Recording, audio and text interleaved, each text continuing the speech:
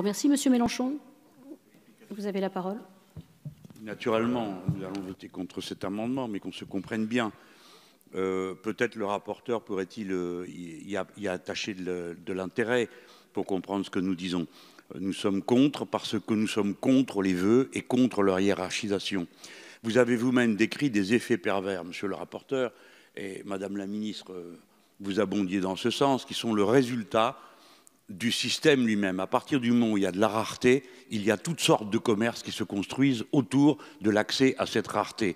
Je me souviens par exemple de la validation des acquis de l'expérience, qui était devenue en soi une qualification avec des entreprises qui prospéraient et avaient transformé cette validation en un véritable examen. Là, au cas précis, nous sommes partisans du fait qu'on soit libre de choisir dans quelle direction on va, dans quelle université. Car la liberté d'étudier, c'est dans le choix qu'on a fait, c'est la liberté de choisir sa vie. Il faut quand même le comprendre, c'est de ça dont on parle. Un jeune choisit sa vie en choisissant une voie d'études et il la complète en cours de route. Parfois, il modifie la trajectoire. C'est au point que notre collègue nous donne tout à l'heure un chiffre d'échec dans les 3 premières années qui ne correspond pas à la fin au chiffre qu'il donne de gens qui sortent sans qualification. Vous voyez bien que nos jeunes parviennent dans ce parcours à construire la direction dans laquelle ils vont.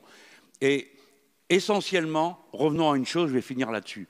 Le baccalauréat n'est pas une évaluation en cours de route sympathique entre gens qui se comprennent.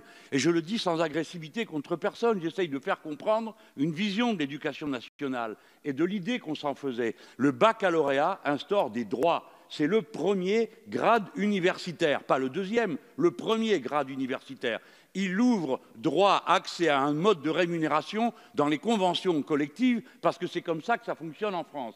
Et deuxièmement, ça ouvre un droit, une liberté, celui de choisir son enseignement supérieur. C'est tout ça qu'on est en train de remettre en cause. Comprenez pourquoi on y met de la passion, ça n'a rien contre vous. On est absolument persuadé que vous cherchez à faire le mieux. Mais c'est comme ça que nous voyons les choses. Baccalauréat égale droit. Droit d'entrée, droit de classement dans les conventions collectives.